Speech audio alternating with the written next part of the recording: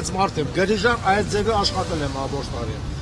Ասեմ եմ իմ խաղողը դատարկեմ այն ավտոյի մեջ, եթե փչացած կլի մեջը մի ընդունեք։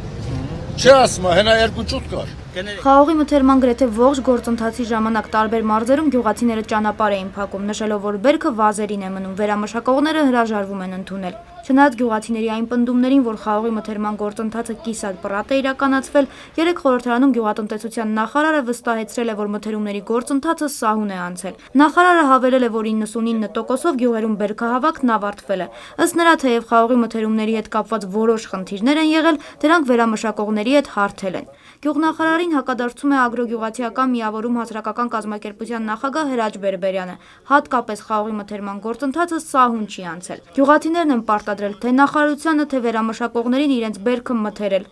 Եթե շատ տարիներ նախարարներ իրենց կաբինետներում քննացին, այս տարի նախարարը իր թմով ուրեմն գործարան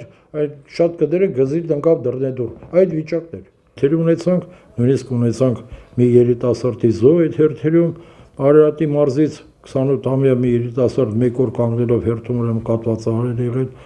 պետք է ճշմարտությունն ասենք, այո։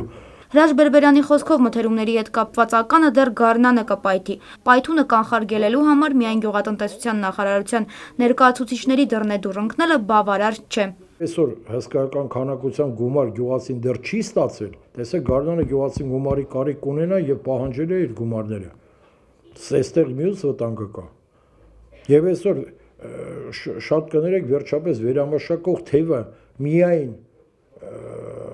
գյուղնախարարության համակարգում չի համագործակցում, այլ համագործակցում է էկոնոմիկայի նախարարության համակարգում։ Եվ դեռ հունիս ամսին որևէ խնդիր չլուծվեց։ Եվ ես մնում եմ զարմացած, ոնց կարող է բուլղարական գինին, որը եվրոհամայնքի տարածքից է գալիս, ասենք թե հայկական գինից 2 անգամ էժան լինի Մոսկվայի շուկայում։ Այս ինչ գնագոյացում է, այսով այս գնագոյացումը ստեղծել։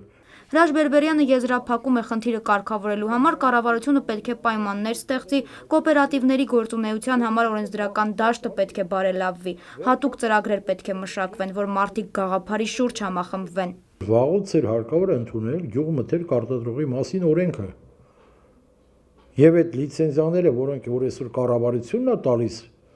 գործարանների, որի կարողանան գինի արտադրել, կոնյակ արտադրել եւ այլն, վաղուց Ֆրանսիայի մոդելը պետք է ներդնենք եւ տանք ֆերմերային ասոցիացիաներին տեղական, որոնք որ համագործակցեին մի թիմ կդառնային գործարանի հետ։ Եվ այստեղ մենք որևէ խնդիր չէինք ունենա։ Անի Գևորգյան, Վազգեն Համբարձումյան, Առաջին լրատվական։